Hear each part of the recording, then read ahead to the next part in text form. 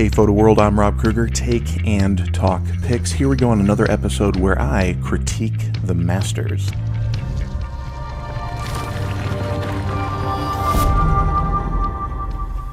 Hey Photo World, another Critique the Masters episode here on Take and Talk Pics. We are going to be looking at photographer Timothy O'Sullivan. For those of you who don't know his work, he was extremely popular as a historical photographer. His work reigned over the American Civil War and documenting the American West. Now, he did a lot of other stuff as well, but those are the two that he is most known for. And for his time period, he had a lot of work cut out for him. First of all, you had to be in these dangerous scenarios, these dangerous situations, the wide open, wild west, and it truly was at the time because it was land and areas that were only just passed through by the frontiersmen. You know, you had the move westward, you had the United States really coming into its own, and it wasn't even, 100 years old by the time he's there. We're looking at 90 years of the United States being a country at all, so it's still trying to figure things out and build out how they're going to be as a nation and acquiring more land and creating new states. And he took it upon himself to be a part of documenting in a lot of ways. Now, to document today, we can pull out our phone in our pocket and take a picture and get some information captured in really high quality. If you want to be a little bit more cumbersome, you can use a mirrorless system with a few lenses and you have like almost a whole bag. Or you can go with a DSLR and have a full setup, like that kind of thing. And we had film cameras where you'd have to carry all the different film in that 35 millimeter format. You go back to even having a large format camera, or what we call 4x5 film back. And that would be a cumbersome camera that would be in a larger case, and you have each sheet loaded individually. There are a lot of dual sheet holders, film holders that you could load in there, and those would be stored, and you have, a few cases to bring with you. We're talking crazy amount of equipment to bring with you at the time of Timothy O'Sullivan doing his photography. For instance, this image here in Death Valley, California, about 1871. Now, photography was pretty new at this time. 1839 is the agreed upon date, although there is information and a lot to support that the formats of modern day photography as we know it had actually begun earlier than that. The debate between Henry Fox Talbot and Louis Daguerre still goes on today. Daguerre, for his daguerreotypes, had probably a better marketing campaign and I think has won the official title. But there's so much credit to Henry Fox Talbot as well. And 1839 being the agreed upon date, photography was relatively new. In the scheme of things, photography is one of the newest mediums. Okay, painting, we have drawings, etchings, wood burnings, all these things, sculpture, so many different arts, and photography is one of the newest formats. Even still. But at this time, 1871, it was very young in its development, and at that time you would have to bring not just a large camera, and for Timothy O'Sullivan, he would shoot on things as large as 20 by 24 inches, which means the back of the camera could support the film base here. It's not film in the way we think of it now, that plastic flexible film, but it could support that area where the image is captured, and that area was as large as 20 by 24 inches. That is enormous, carrying that around. Not to mention, these were actually done on sheets of glass. So each picture would be done on an individual plate of glass, 20 by 24 inches. Enormous, and you have to cart that around on the frontier. You have to bring that to the aftermath of a battlefield. And he would, with his huge camera, with his huge, heavy glass plates, and there's even a bigger step. You'd have to set up a darkroom in the field. So you bring out a tent, it's all cased in dark black canvas. You would make sure it is light tight or you will ruin everything, and you have your chemicals laid out in their light tight casings, their jars within a case. You can't break any of this stuff because you'll ruin everything. You can't crack your negative because you'll ruin everything. Even here on this particular image, we can see, look at this nasty edging. Well, it's because you would paint on the chemical, the light sensitive material. You'd paint that on, or in some instances, you'd actually pour it in the center and then you'd rotate and shift the glass till it hits all the edges, because it doesn't usually pour over, it just hits the edge and runs along. But prior to knowing that methodology, people would paint it on and brush it in there. Then you bring that into the camera, okay, into a holder, put that into the camera, open up the holder, open up the lens, expose the image, close the lens, close the holder, take it out. Now go back in your darkroom and have to do the processing of that particular image. So we're talking about bringing out a darkroom to create your film on site. We're talking about a darkroom to develop your imagery on site, and not to mention the enormity of the cameras, the negatives, all of this. And this seems to be so lost when we're talking about photography and what it means in today's world, how easy we have it to create images. But back then, it took so much more than knowing how to expose an image. It took so much more than pointing and shooting and seeing how it came out, because the cost was incredible. The effort was insane. And we, as simple people in 2020, have these amazing images to appreciate and what went into that. And the fact that it's historical, showing the wide open West, showing the Civil War. I don't have any of the Civil War images in this batch today because there's just so much to cover with such an amazing photographer in our history as a medium. But let's take a look at a few here. I'm not going to quite critique this one. This is just a great example with these rough edges. Let's take a look over here. A waterfall off Snake River in Idaho. Do you know how many people contact me and go, how do I get that silky smooth?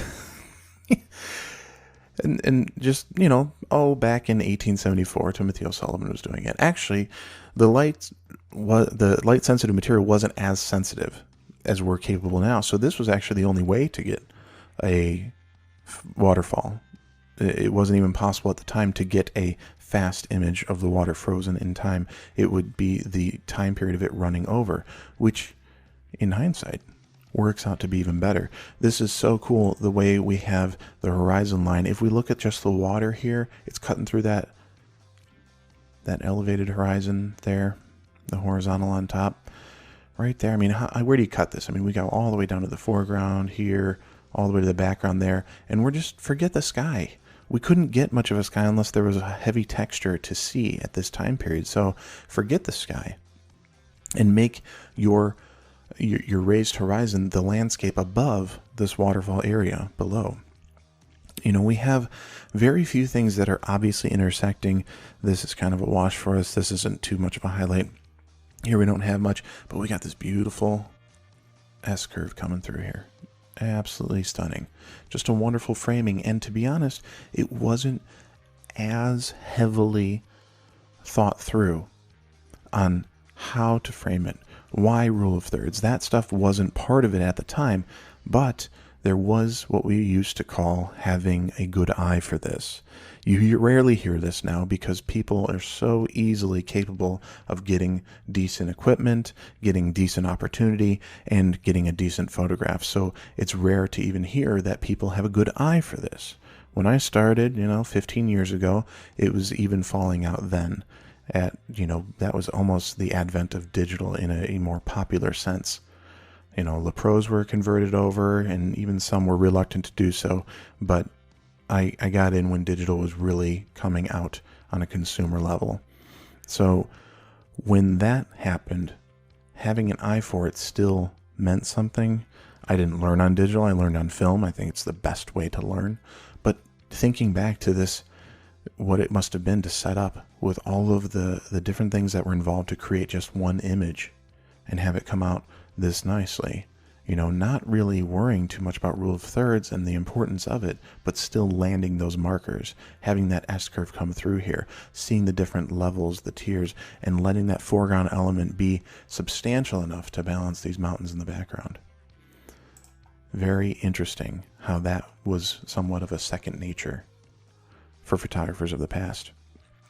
Here we have a great use of light and shadow, the fact that this could blow out if you were trying to let a little bit more happen on here.